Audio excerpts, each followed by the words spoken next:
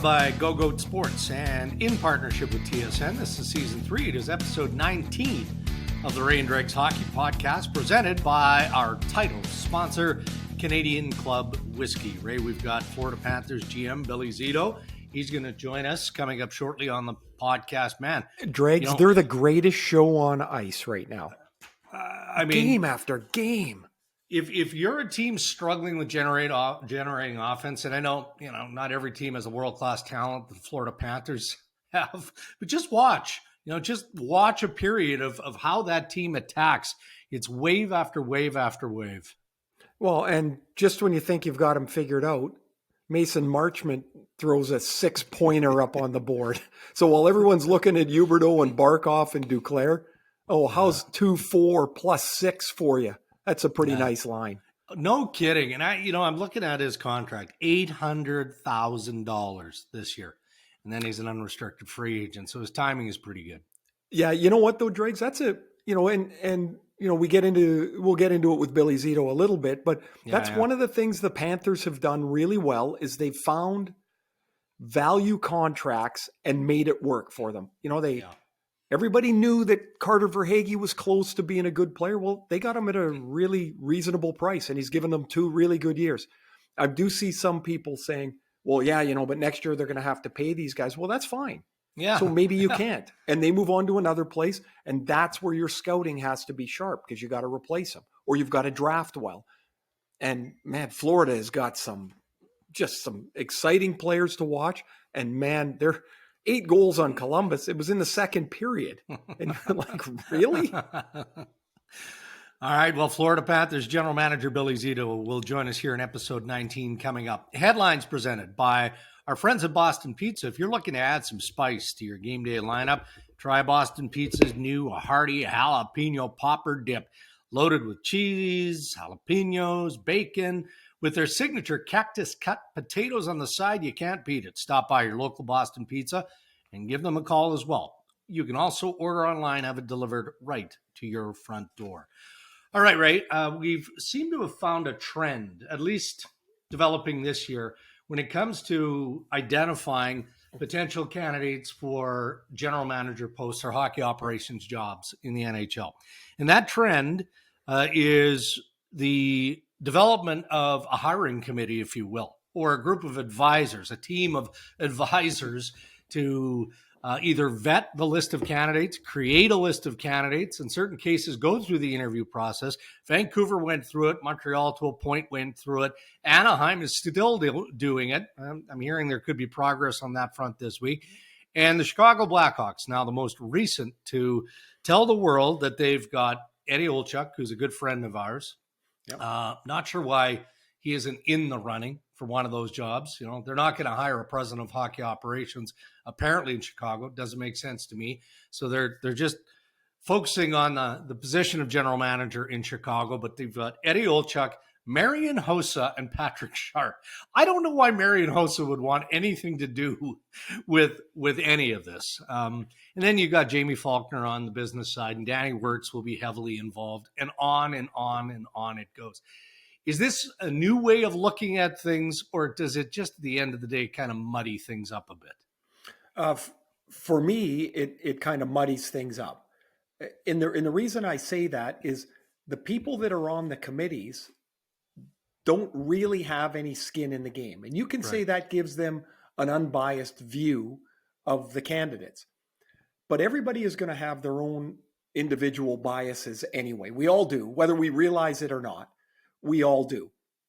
And so to me, the committee is a nice idea to maybe narrow down the candidates.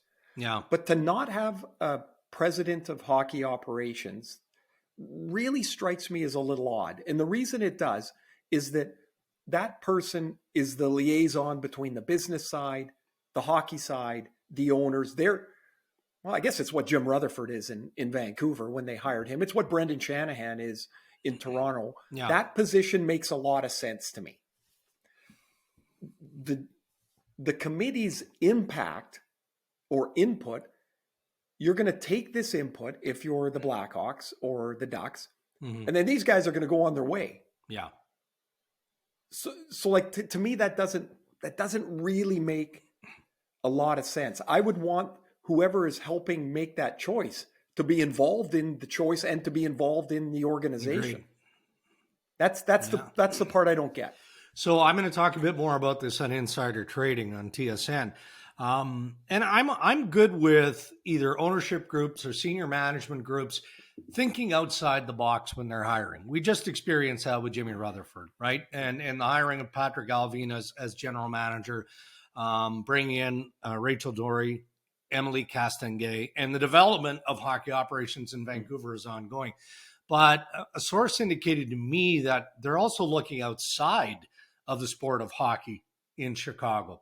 They're looking at strong analytics ties. So I don't know if we're talking about baseball, if we're talking about other sports, but maybe I'm old school with this, Ray. So correct me if I'm wrong. I'm open to new thinking and ideas. Can you have an NHL general manager without any level of hockey experience? Yes. Okay, good. You can. Yeah. However, the general manager position, in my mind, is not what we would traditionally think. So, if you think of it, that the general manager is going to have these tentacles out of his office, and they're going to lead to various assistant general managers who are going to be specialized in a particular way or a particular skill set. So that manager has to manage the information that's coming in.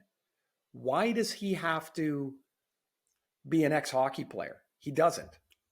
What he needs to be is a people manager, someone capable of absorbing information and helping guide a decision.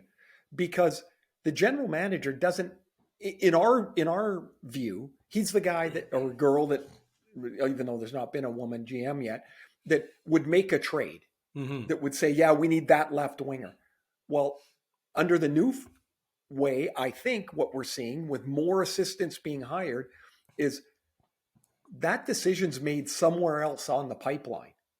Okay. The final pieces get put together with the analytics and analytics are not just on the ice, as you know, as we know, like it's the contract analytics. What can you get this player for how much, for how long? Right. How much can we afford? What assets do we have? And analytics is really a fancy word for information. Yeah. How much information can we accumulate? So I think it can be done, but there has to be a strong communication between these tentacles of office and the general manager. And it's interesting because I think we're really we thought we were in a transformational time 5 or 7 years ago when analytics started to come. I think we're in it now. Yeah. I guess why I was more surprised, and we don't need to belabor this. Let's see, what Chicago does with this process. But when I learned that they weren't hiring president of hockey operations, then I'm like, okay, well, then, to your point, you better have experienced people in the department. That doesn't mean the GM has to be, a guy with experience. But look, I mean, the NHL is involved, head office. I mean, I'm sure Bettman and Daly have their fingerprints all over what's going on there, creating a list. It could be entry-level candidates, assistant general managers, that sort of thing. So they also, the Blackhawks have hired an outside firm to help with that vetting process, right? Yeah. And I would say, Dregs, maybe, I'm a huge baseball fan, but there's maybe no greater example of a non-traditional management structure that has worked than Tampa Bay in baseball. Oh, no kidding. They have no payroll. Yeah. Where do they find these guys? Where do they come from? How much? But it's their scouting, it's their analytics, it's their vision, and they're committed to it. Yeah. And there's no way they should compete with the Yankees and the Red Sox, and they're kicking their ass right now. Yeah. Well, again, look, we could probably do an entire segment on the Blackhawks for a myriad of different reasons, but you also have Patrick Kane and Jonathan Toews getting older. Anybody who knows the Chicago Blackhawks also knows that they're 4 or 5 years away from being good. I thought they were going to be better this year. Doesn't appear like they're on that path. But the greatest mistake a team can make anymore is the legacy contract. Yeah. Yeah. There is none. Hang their jerseys in the roof later on if you want to, but you cannot pay for what has been accomplished. All right. Do you want to talk about just the unraveling of the Montreal Canadiens, or do you want to maybe fixate or focus on the positive and have a look at the East and the West and the way the playoff matchups are? Yeah, let's go. First. Look, we're going to have plenty of time with the Canadiens because this story is not getting better anytime soon.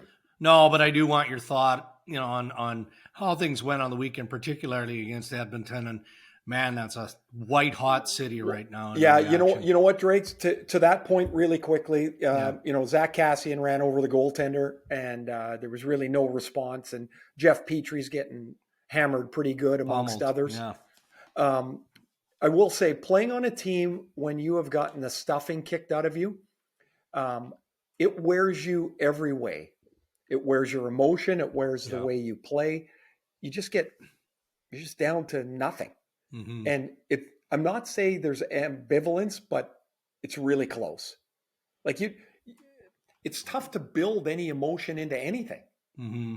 Like that shouldn't have happened. There should have been some response somewhere, but I've lived it. And I'm telling you, the people can scream and yell as much as they want and say, you should be this or you should do that.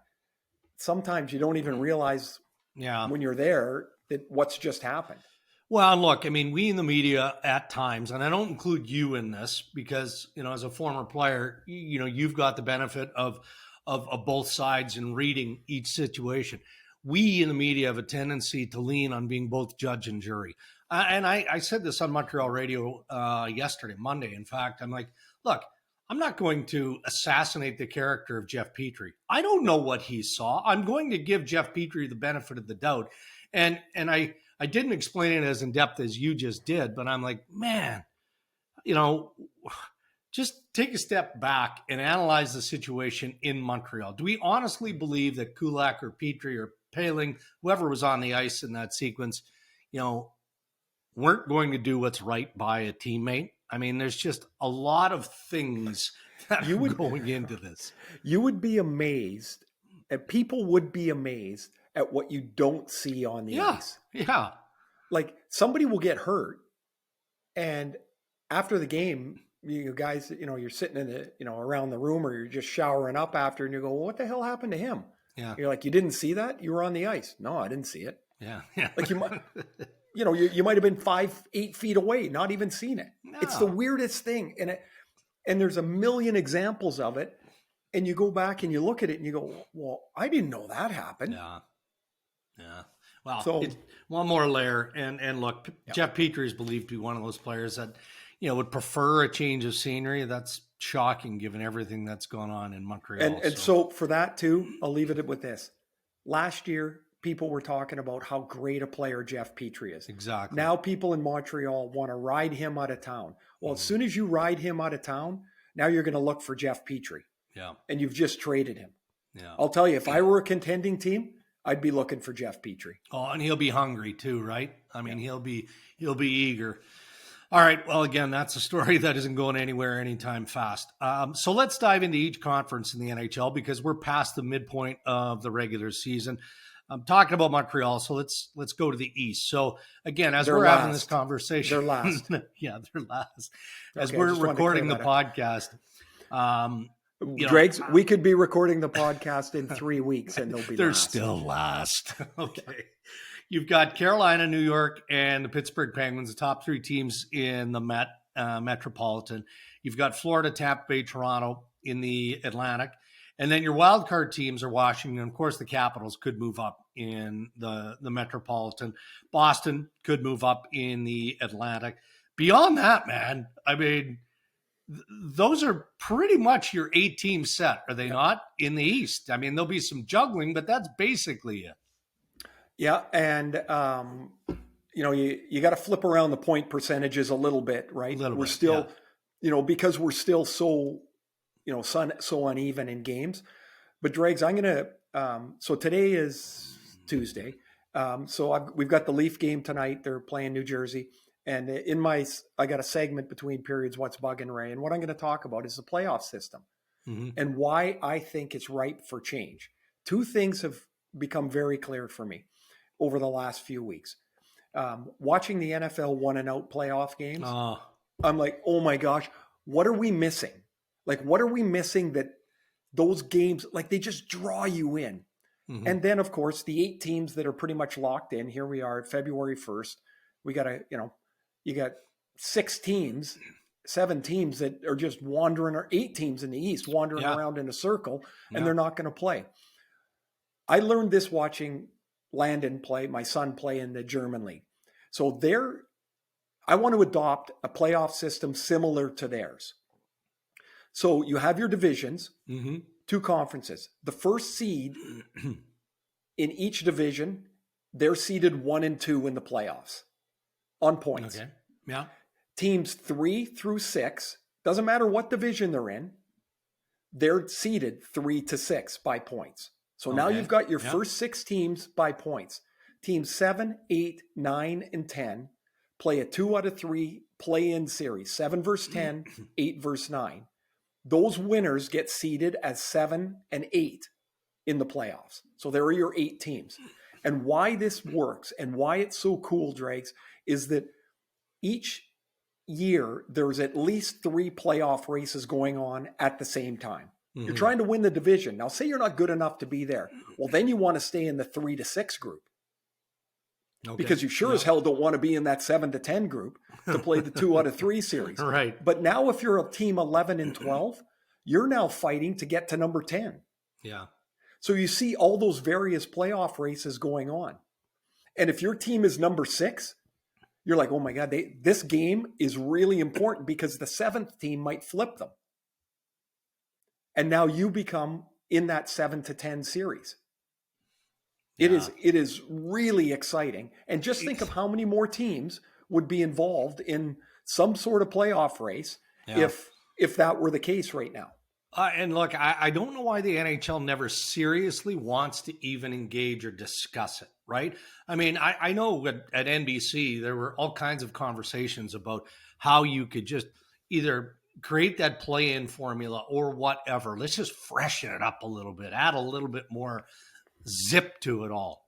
And here's the other thing. They have often said from the league office, well, we don't want to cheapen the regular season. No. I think this enhances the regular season. I agree. Because the importance of staying in those top 6. Yeah. But teams that are out of it right now, the Islanders, Philadelphia, maybe they could get to the 10th seed. Maybe they could play in. Maybe they could get hot for a week. Mm-hmm. That makes sense. Why not? Like, how is that not entertaining? Because, by the way, when you're trying to sell tickets in March and your team is not in the playoffs, people don't want to go. No. All right, let's shift over to the Western Conference. And again, you're right. You got to be careful with point percentage because the league hasn't equalized yet with games played. So as we're recording, this is the way it sets up. In the Central Division, you've got Colorado, you've got Nashville, you've got Minnesota. Pacific, it's Vegas, Anaheim, LA. But it gets juicy when you look at the wild card side of things and a lot of juggling moving forward. St. Louis remains in that battle, of course, in the Central. Calgary, I mean, they can move in the Pacific Division. And then beyond that, you've got, 5 teams that are definitely in the mix. Of course, Edmonton, San Jose, Vancouver, Dallas. Winnipeg's got work to do, but Winnipeg is there, so Drake, the West is going to be interesting. The West will be, and look at 2 columns when you're looking at the standings: games played and points percentage. Mm-hmm. The Oilers are tied in points percentage with Anaheim. They have 7 games in hand. Mm-hmm. They're 8 points behind. Yeah. So then you go, oh, that's a race. Yeah. Dallas has 6 games in hand with Anaheim. Winnipeg has 7. Like, it's such a wide disparity. And by the end of the month, or I guess the first week of March, I think most of these games are pretty well caught up, right? Yeah, like pretty much should be. We're pretty well boxed in by then. And then you're going to get a true look. Answer the phone, Dregs. We're going to get a true look at who's where. I will say this, and this is why you come to this podcast. It's for this analysis. Colorado is a lock to make the playoffs. What do you think of that, Drake? That's going right out there. Colorado is a lock. 32, 8, and 3. It's not a bad run to this point, huh? 22-1 at home. How's your home schedule working out? And I mean, there's so many, again, we've reached the phase of wild speculation now, expectation, what this team is going to do, what that team needs, all of this. And that applies to every team, even top teams like Tampa Bay and Colorado. I watch Colorado. I mean, you can build a case, of course, where they might want to stabilize their goaltending or improve it, but they probably feel like they've done that in Darcy Kemper, correct? Well, I think they hope they have. But we're not sold yet, are we? No, because how do you really know? That's the toughest part. Unless you've got one of these guys that have done it year after year, how do you know come May that, hey, Darcy Kemper's a guy? And what if Kemper pulls a groin? Now you got Pavel Francouz. Are you winning the cup there? Who hasn't been bad, to be fair. He hasn't been bad. But are you winning the cup there? Hurt all the time, probably not. Probably not. No. Okay, let's wrap up headlines with this. I think you had an opportunity to watch the Carey Price media availability, or at least got the snippets, right? Yeah.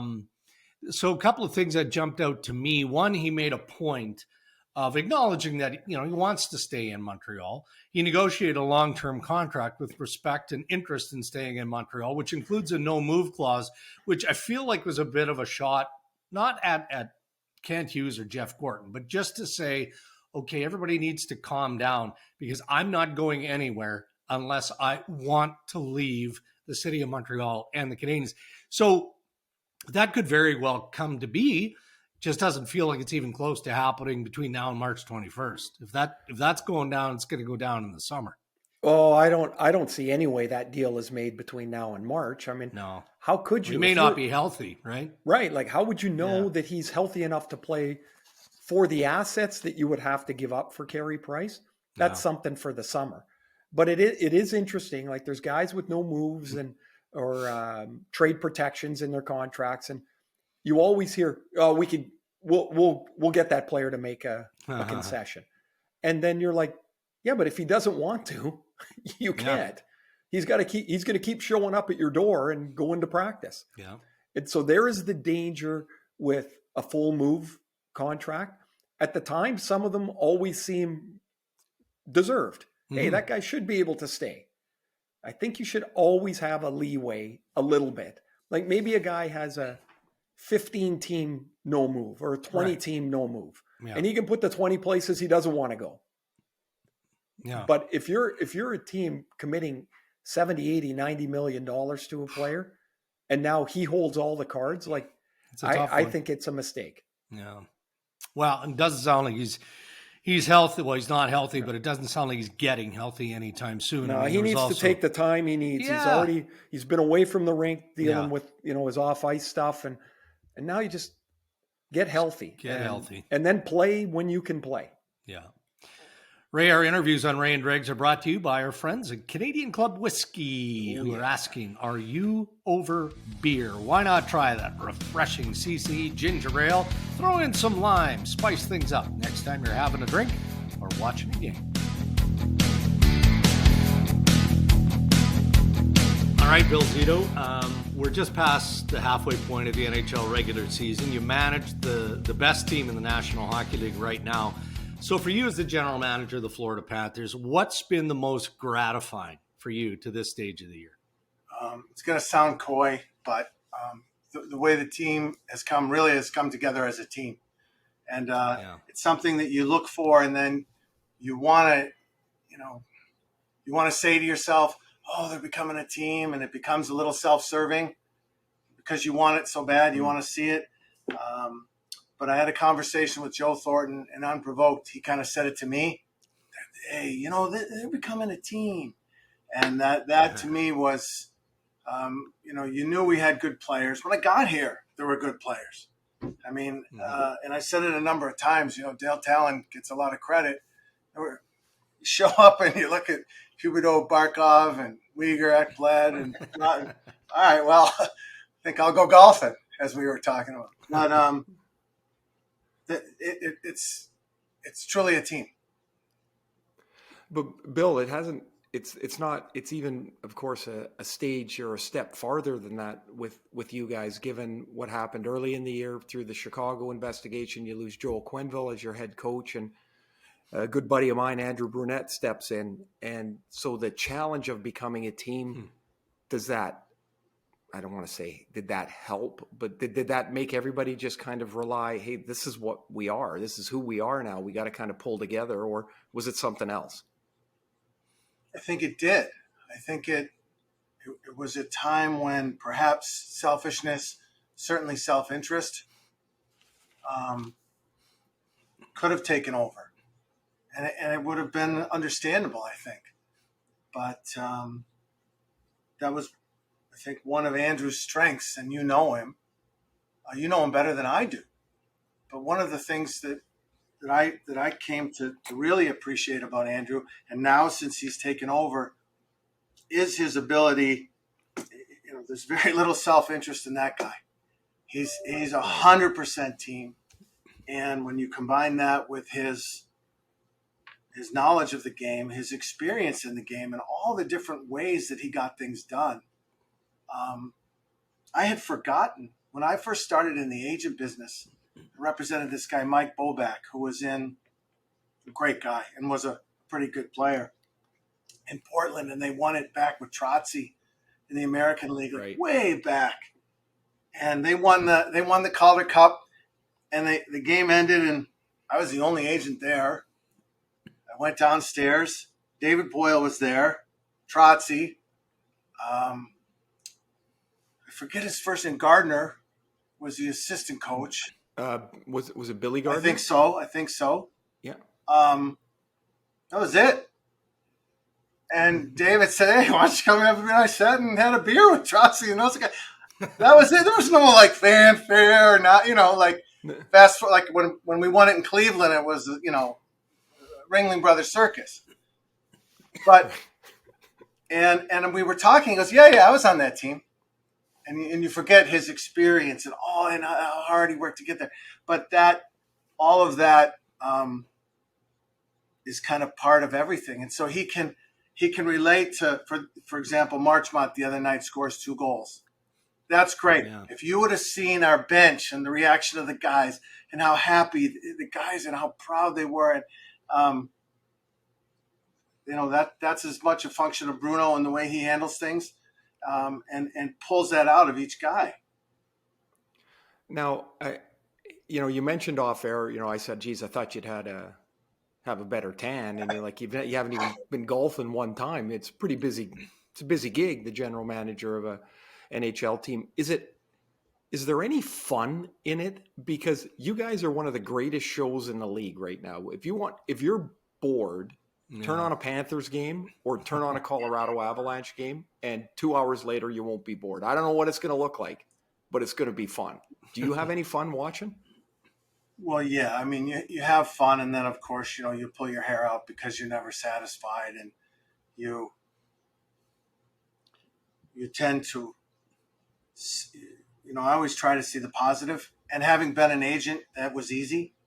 So I was a little bit trained, especially in the scouting, to always see the positive part, because you were never really accountable for the negative. If you saw and you saw, this player can do all these things, if he didn't, all right, sorry, Yeah.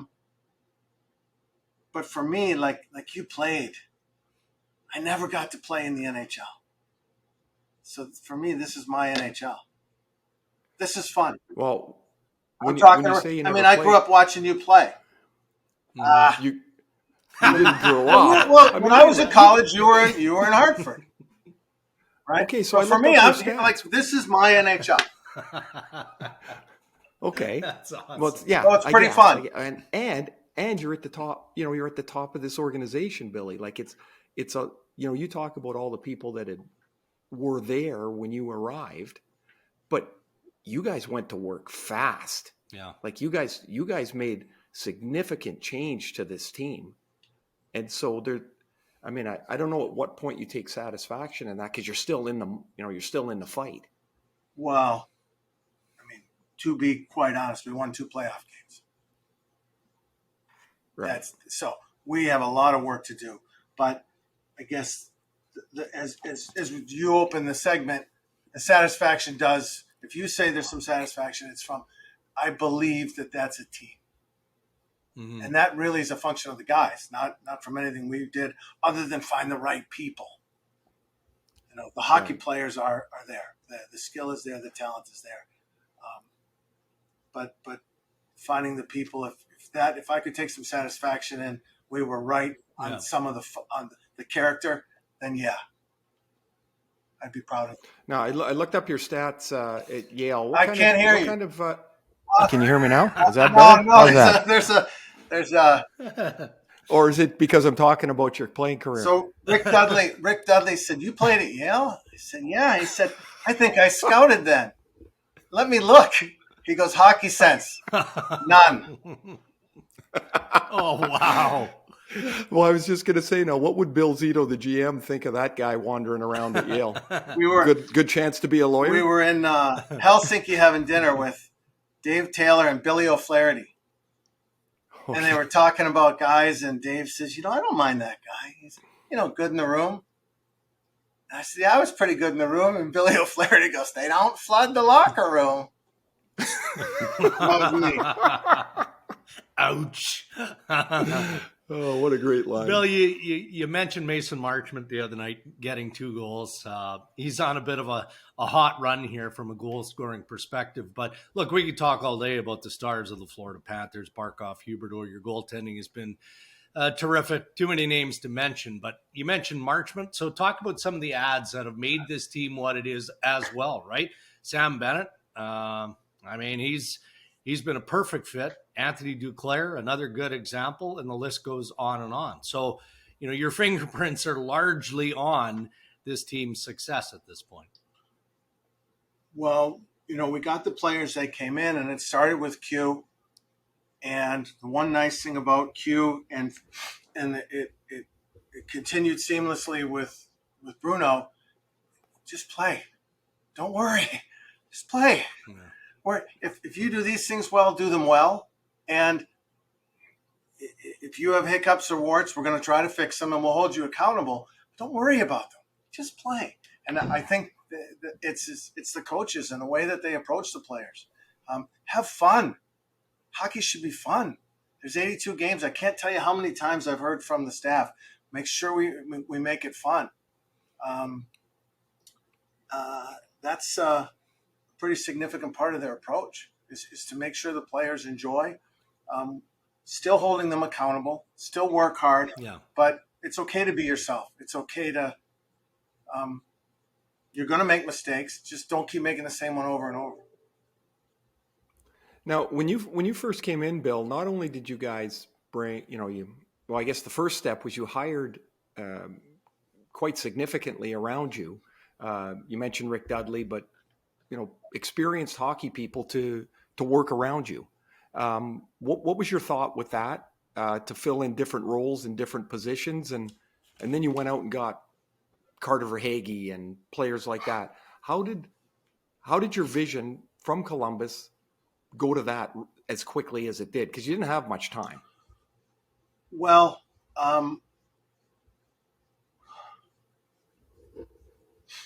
the timing wasn't great either for the hiring part of things.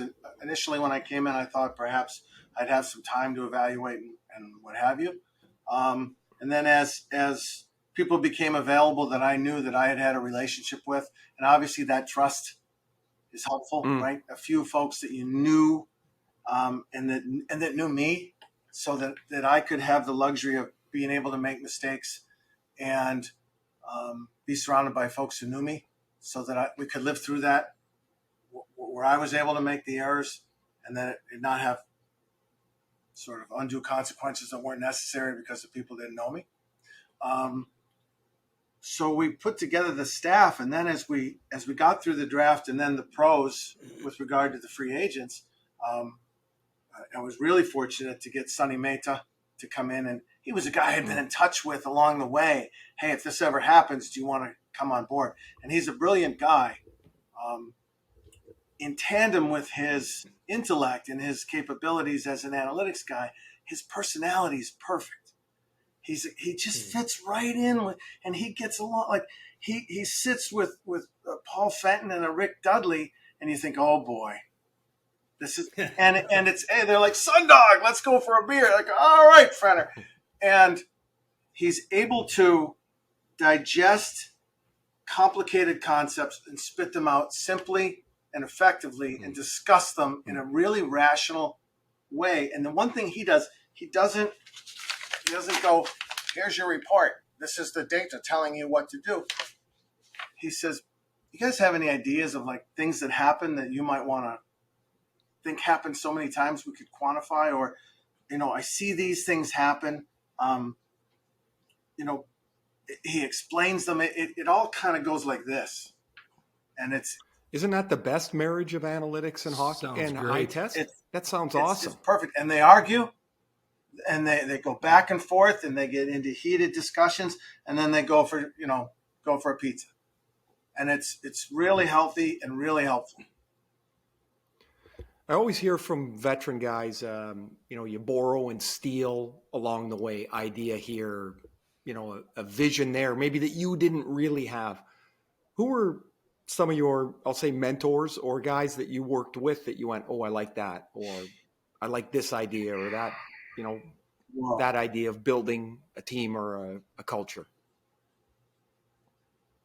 Probably Lou when I was an agent, because I started in the first couple guys were Madden and Rafalski.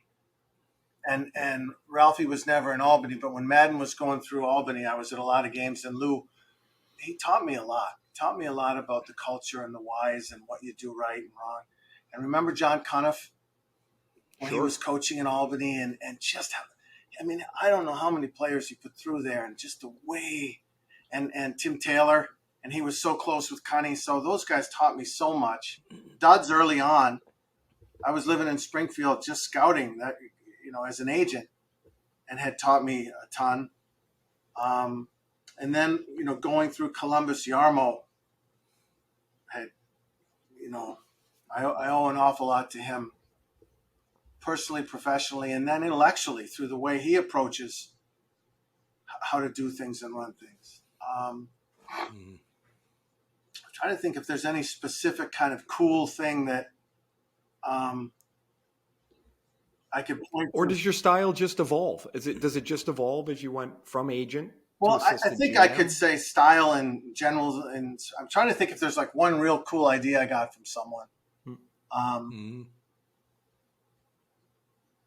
One really impressive guy. I had the opportunity to spend several days with the Dolphins last summer, and that Brian Flores is an impressive coach with lots of all kinds of ideas, from organizing the practice to communicating with the players to he's a real good person, good guy.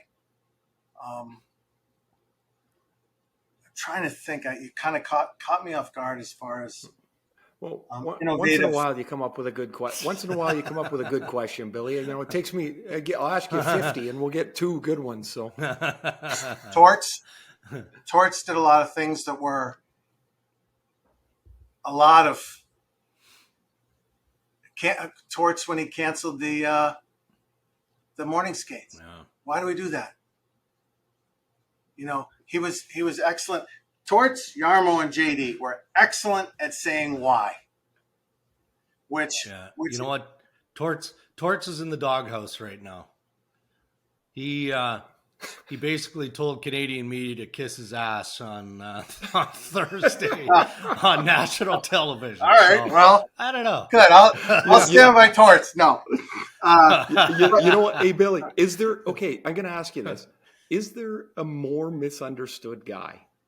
No. We've got to know Torts for I don't know, however long when he came to TSN, and then we, some people stay in touch and some don't. Torts' on-air character. Like the character that he plays. It's awesome. I can't even stop laughing at it. But he's so different, isn't he? I'll tell you this. He taught me an awful lot about hockey, about being a leader, about being accountable. He's not perfect. None of us are. But no. But I'll say this, going back to what I was going to say, because it's important. It's important to a lot of the things we do here. one of the things they teach you in law school, and it's like, this is like the first day, find the answer. And then when you find it, is that the best answer? So like I use this as an example. You have a jar of water. Well, you got to cover it. Okay, so the first guy goes and puts saran wrap on it. Say, okay, you done? Like, yeah. And the other guy goes, well, we can put saran wrap with a rubber band. Okay, that's a good idea. The other guy goes, why don't you just put a screw top lid on it? Well, there you go, right? So, keep working at it. Find the best way to do it, right? And J.D. Yarmo and Torts, that was how they approach things. Why are we doing this? Let's just not do stuff because that's how everyone does it. And so I would say that's one of the things that we do around here that has been pretty helpful in a lot of the little things.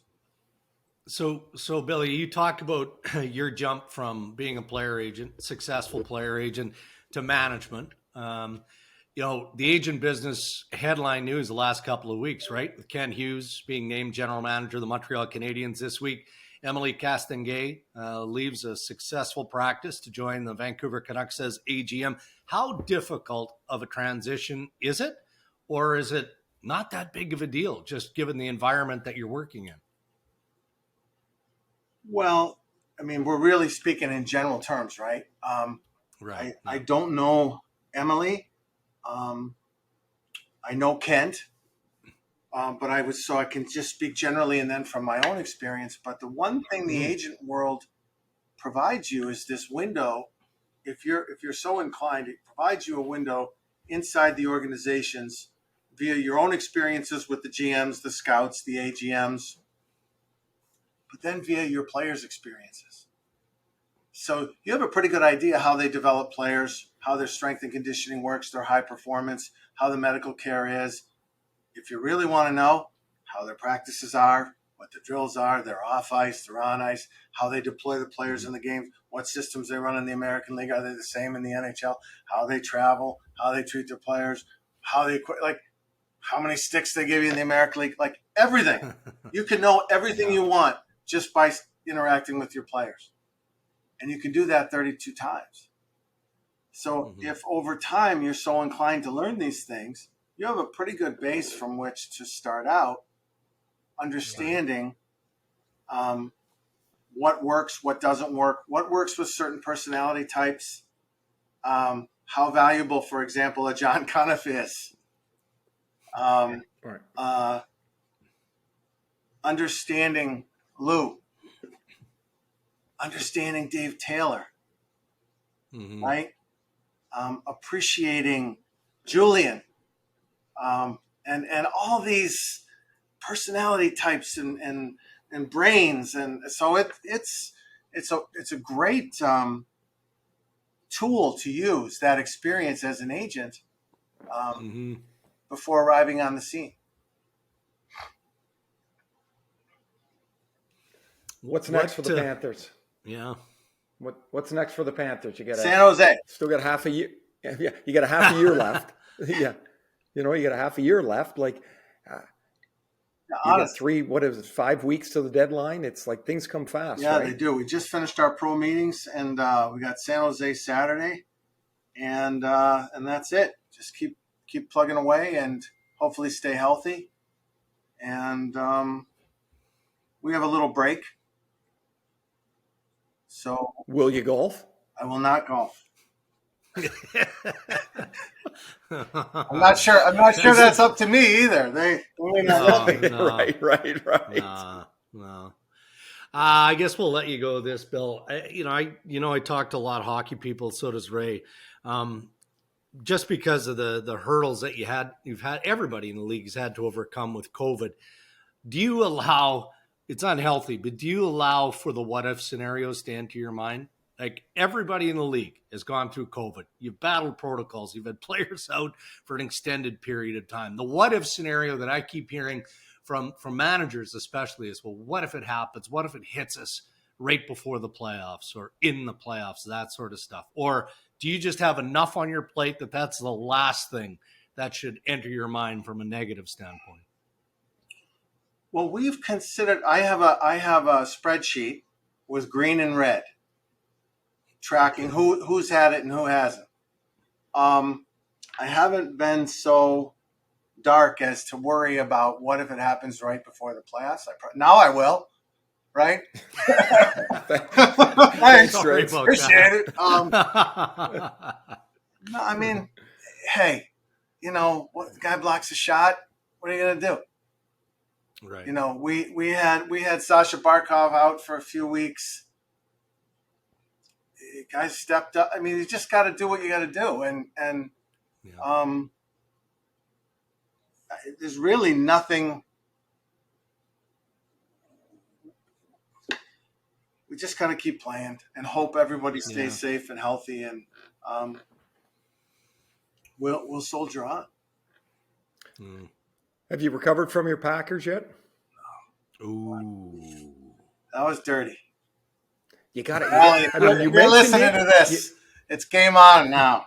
We'll get you, Ray. Was that not the greatest weekend of football, though? I mean, unreal, crazy. Wasn't it? That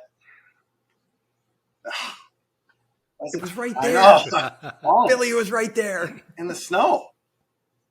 But it was. I think it's just good for sports in general. Everybody's talking about it, and it's nice. It's fun.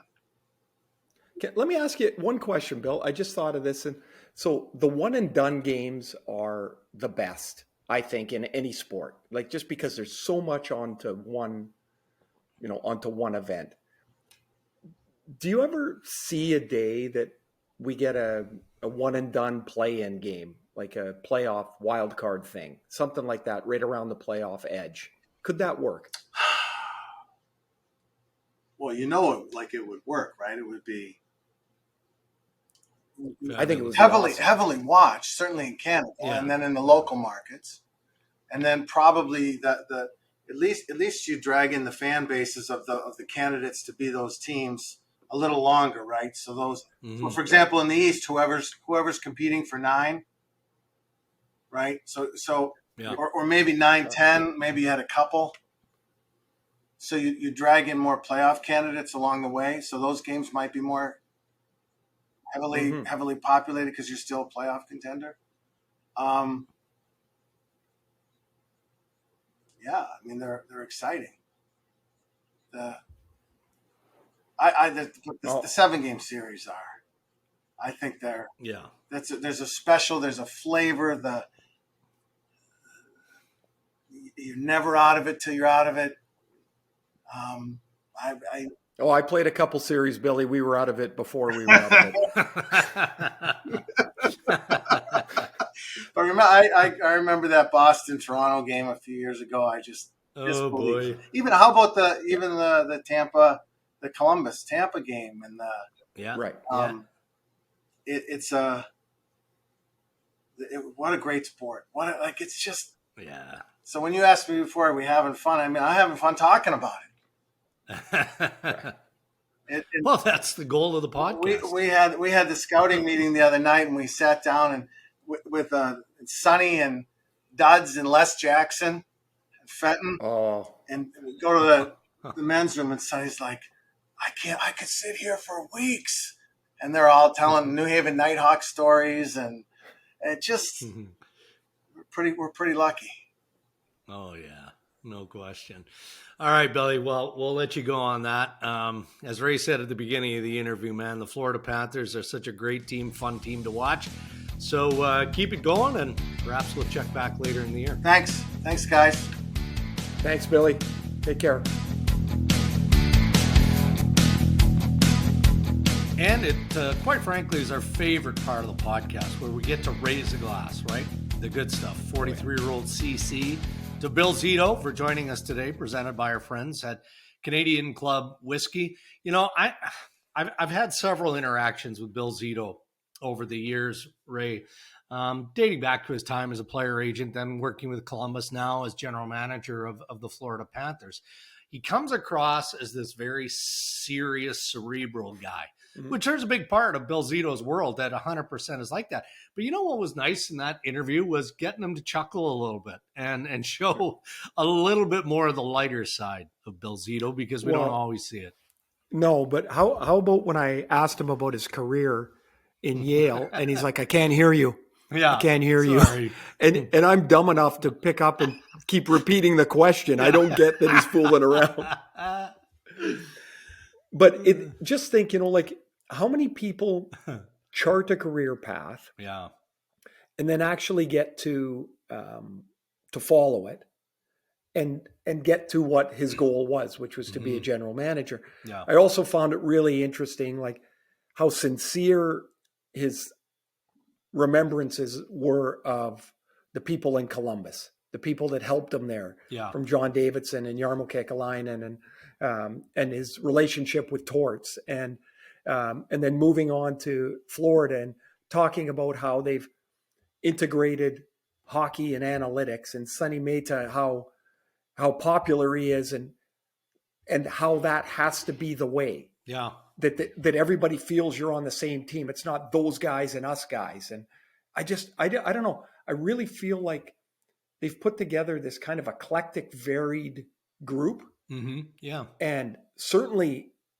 that group has accumulated a lot of talent that was after the studs that were already in place. So put your Bill Zito GM of the Florida Panthers hat on for a moment. Man, you want to add, right? Because you just want to make this team as deep and as good as they possibly can be for the second half, and obviously for a march to the Stanley Cup.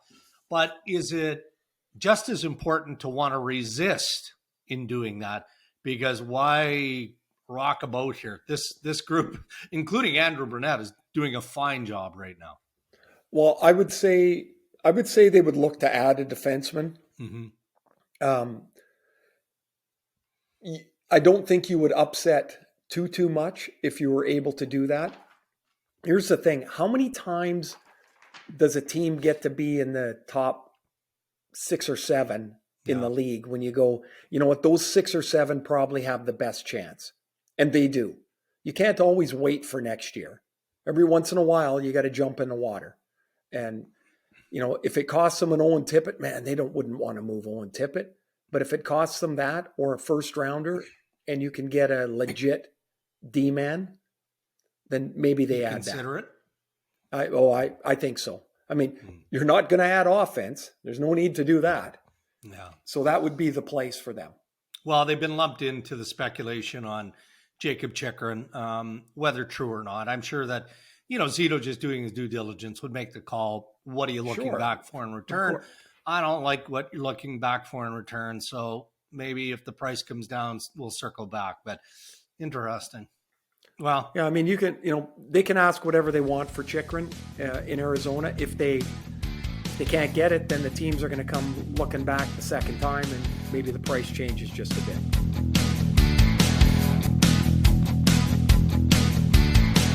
Chris Abbott from Coolbet.co is joining us here on the Ray and Dregs podcast. Look, we could start with the Olympics because everything is up in the air in terms of what you can bet on, what you can't bet. I mean, some of it's been stabilized, but the intrigue develops as the event and the games get underway. Stanley Cup odds. Chris, I know you want to talk about there, but I got a funny feeling that Ray Can I have the wants first to question? take this to a specific area. Would that be fair, Ray? Oh boy, was I excited on Sunday. Sean McVay. Just watching a well-coached football team work their way to the Super Bowl was really enlightening. Your thoughts, Chris? Oh man! First of all, I never played 4-down football. I didn't play any football. What the hell do I know? Yeah, but I can certainly armchair coach with the rest of them, and this is just getting out of hand now. This is now a bit where the whole McVay thing. But I was glad in watching the game to see other people on Twitter being like, oh, this guy's going to challenge that spot. Oh, this guy's going to challenge that fumble after the guy's already rolling around on the ground. So I'm just vindicated that it's not only me that sees these things and it drives them absolutely crazy. So I'll just take that with me. And Ray, I'm starting to feel like you're a Rams fan. Is there something I didn't know in all of this? Okay. Do you know why? When I was a Ray kid, loves you know the why? defense. No, you know why I liked the Rams when I was a kid? Because I liked their uniforms. Oh, of course. Cool. Well, that's Great fair. And they had, remember back in the day when they had this the horns on the helmet? Yeah. Oh, I love those things. Yeah. Vince Ferragamo, they made it to the Super Bowl. They didn't have a chance. They got smashed. And I'm like, Jack Youngblood was one of their stars. And I've always kind of liked the Rams. So now they're back. And the fact that you cheer against them so openly makes this just, I'm gonna say you're gonna have a tough time cheering against Joe Burrow. Yeah, because pretty cool guy. I think from a betting perspective, that actually sets it up really interesting because the general public like us are looking at it like, oh man, I love Joe Burrow. I want to see him win. I want to bet on this guy. And I wonder if it's going to keep the line maybe a little bit closer than it should be. I mean, I don't know that there's much of an argument that roster-wise, the Rams are a better football team, right? Don't get me wrong. The Bengals have some unbelievably talented playmakers. Yeah. Most of them, this is their first foray into, this deep in the playoffs. I'd hazard a guess to say all of them. I haven't gone through it, but I think the Rams have that little bit of experience edge here. But hey, how many times have we seen it? The young team that doesn't know any better, they just show up to the field and play. So I'm really excited. I do think the line is going to stay more close than it probably should. Yeah. And I think as we get closer to the game, we might see this move to, it's at 4 right now for the Rams. I think it might move to 5 or 6. I think my play is just going to be waited out, bet the Bengals late, hope for the upset. Nice. Still can't. No, Sean McVay. Never for you. I like it. Well, you do know. I did bet the Rams money line at halftime when they were down because I thought it was ridiculous. They were a favorite coming into the game. They were only down a field goal going into half, right? And they were plus 115. So I did bet on that. Nice. I had the happiness hedge, the emotional hedge set me home. Stanley Cup odds, Kris. Are they being adjusted? Are they changing? Anything surprising we should be looking at? I'll tell you what's surprising. The Anaheim Ducks are second in their division right now, and I know the point percentage is what it is. They've got a few more games in the bank, but hey, at least they've got them done. They're 80-1 to win the Stanley Cup right now, 8-0. The same number, by the way, the St. Louis Blues were at Christmas the year that they won the Stanley Cup. Yeah, and I just look at it comparatively. Like they've got the exact same points percentage as the Edmonton Oilers, who are plus 3,400 to win the Stanley Cup, 34-1. So I'm not saying the Anaheim Ducks are going on some kind of run, but they got one of the best goalies in the league. Yeah, they do. And they've turned a lot of heads. And yeah, they're in a tough conference, but if the playoffs started today, which they don't, and it's way too early to play this game, they play the LA Kings. Okay, so they get past the Kings in the first round. Now who knows what happens, right? So I think 80-1 is a good long shot bet on Anaheim here. Yeah, of course they're not the high rolling teams, but Colorado is 4.25 plus 425. Yeah, okay, but I mean I'd even give Anaheim a look against them in a 7-game series when it comes down to goaltending and defense. So I don't know. That's the one that stood out to me the most. What's caught your eye in the Olympics?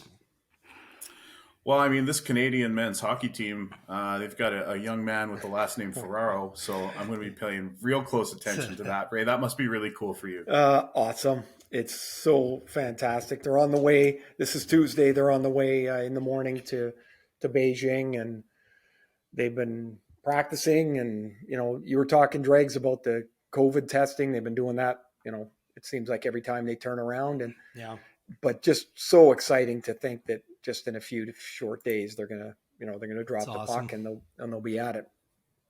They are the favorite to win their group at minus 167. Team they play in the first game, Germany, is 4-1 to win that group, and Canada's a favorite in that game.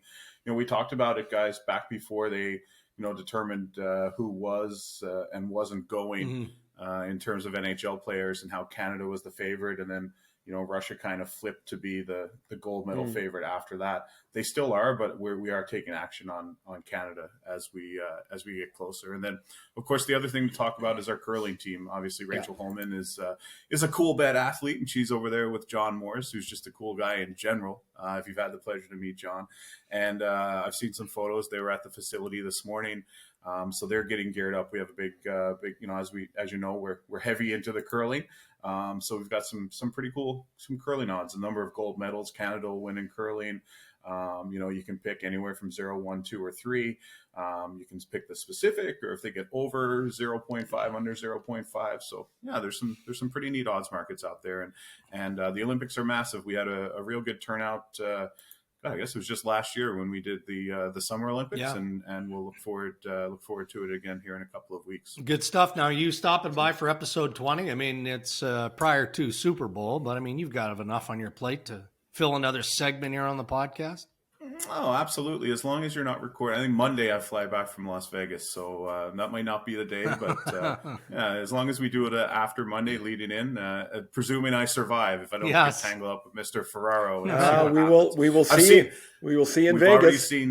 Already seen what happens to this guy in hotel rooms. They made the rounds again yesterday. It did, yeah. I got to say, and this is the truth, that I did not have those trays from room services. There was no such tray deception available. Still an all-timer story. Now, you never had to go down to the lobby, though. No, I had to go to Craig Button's room, though. All right. You know what I know what I'm sorry, I'm going to leave it on this. Okay. If I knocked on that door and it was Drager, I'm not sure he would have opened it. Oh, no. I would have or opened with a it. camera, you yes, would have. I would have taken the 15 seconds to run and get my phone. And we'd have been hot coming out. I can assure you of that. Oh, man, that's awesome. All right. Well, yeah, I'll see you guys. See you guys soon, Ray. I'll see you this weekend. You betcha. Take care. Have a great trip down. We'll see you in Vegas. Thanks, Chris. All right. Cheers, guys.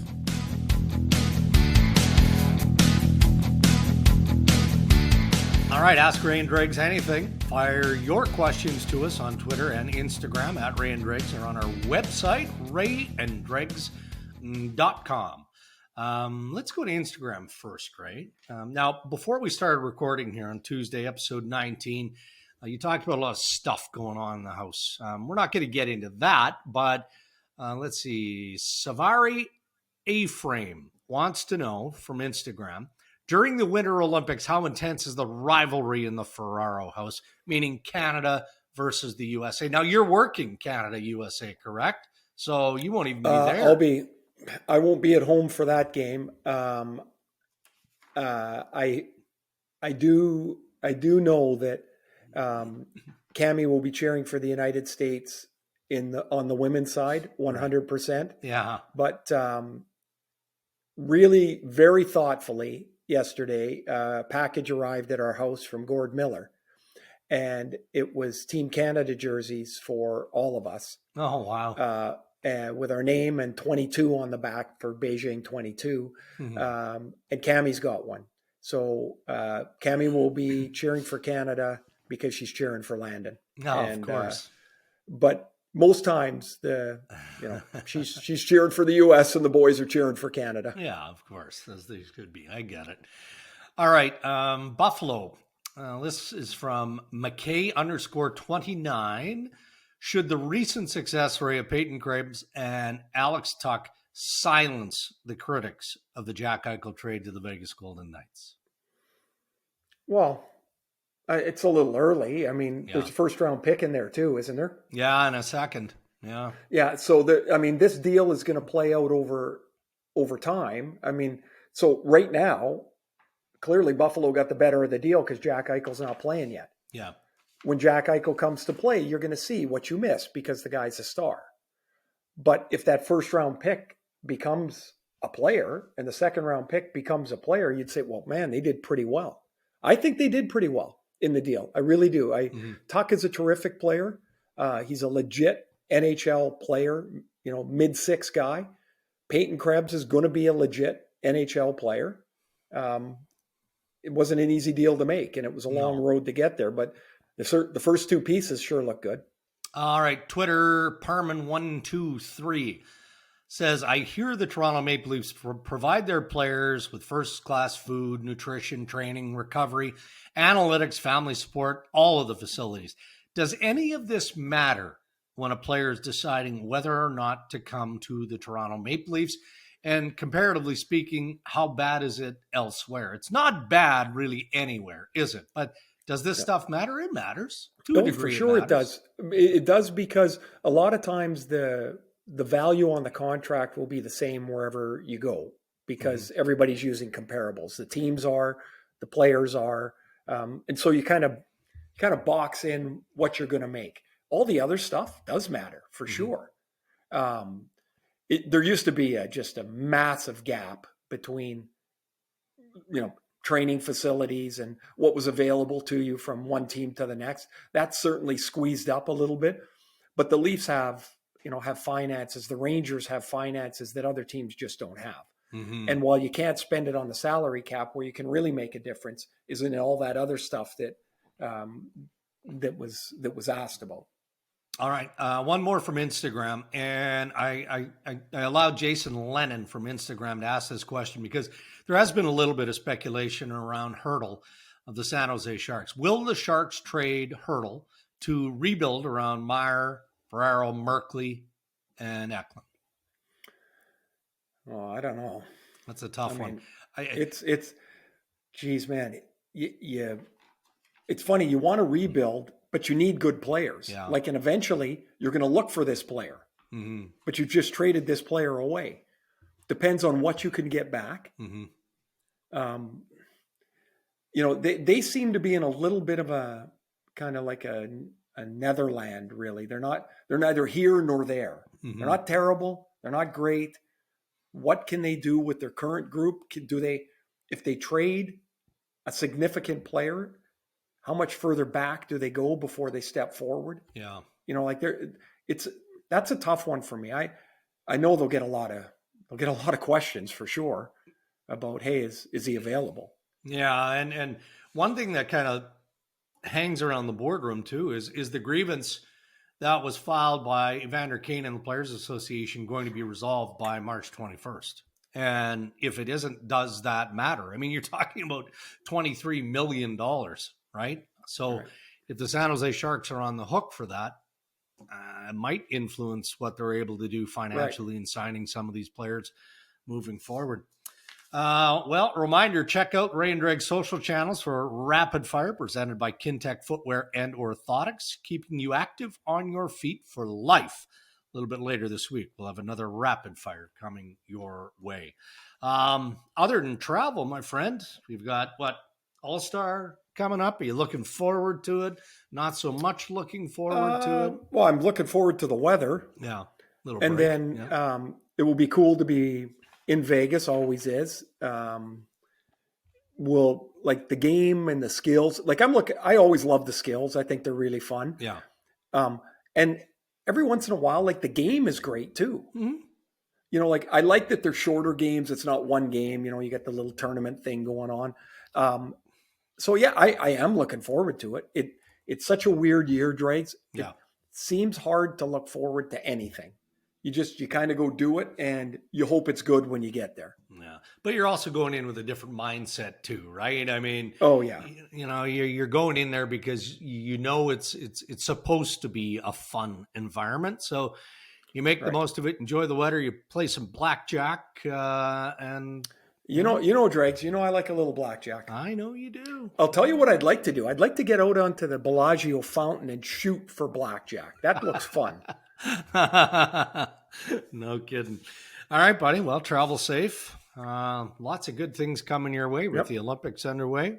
We're looking forward to it, and we're kind of got 11 balls in the air here, and hopefully we keep 10 of them in the air, right? So that's what makes episode 20 for next week something for me to look forward to more than usual, because the life experiences of Ray Ferraro for the next 6-7 days are going to be plentiful and entertaining. Yes, they document. As you know, Dregs, I envision myself as a well-organized person. Yeah, no, I get it. It never really comes to that. I'm learning. All right, man. I hope you have a good week there too. I hope everybody stays warm. You're still freezing your tails off, no? More snow coming too midweek. Good. Yeah, get the snowblower out. The neighbors are waiting. Yeah, there was a good Twitter fight. I mean, it was a video fight, but the two snowblower dudes, I don't know if you saw it, coming together against one another. And it's not a joke. It's one neighbor who's pissed off because the other neighbor is blowing snow onto his yard. So he's like, I'll get you. And eventually they more or less come together and they're just blasting each other with the snow. And I'm like, okay, it's ridiculous. I mean, maybe there's a stone in there. You're going to take an eye out. But I'm like, I get it. I'd be one of those guys because nothing offends me more than my neighbor blowing his snow onto my driveway. Well, see, I think the way you were, I just thinking this through, the way you approach that is you let the guy blow the snow over. And then late at night, when the place is quiet, you just blow it all back. And you're like, and he wakes up in the morning and he's got a mountain in front of his front door. Or go out there with a garden hose first and make sure you got a nice. What are you, home alone? Are you home alone? Exactly. And then a little dusting of snow. So as soon as he gets out there, he's gone. That's awesome. All right, buddy. Be well. Be safe, man. Everybody be well. Thanks for listening. Huge shout out to our partners who make the podcast possible by our title sponsor, our pals at Canadian Club Whiskey. Thank you. They always ask every week, are you over beer? Coolbet.co, the free-to-play sports and casino games website. By Endy.ca. Remember, use code RD75 to save $75 on a mattress. By Kintec Footwear and Orthotics. Book a consultation at kintec.net. And by Boston Pizza. Pick it up or get it delivered to your door. Let Boston Pizza do the cooking tonight. That is episode 19. Be safe, everybody. Enjoy the All-Star game. Enjoy the Olympics. Enjoy the Scott Tournament of Hearts in Thunder Bay. Enjoy it all. We'll be back next week for episode 20.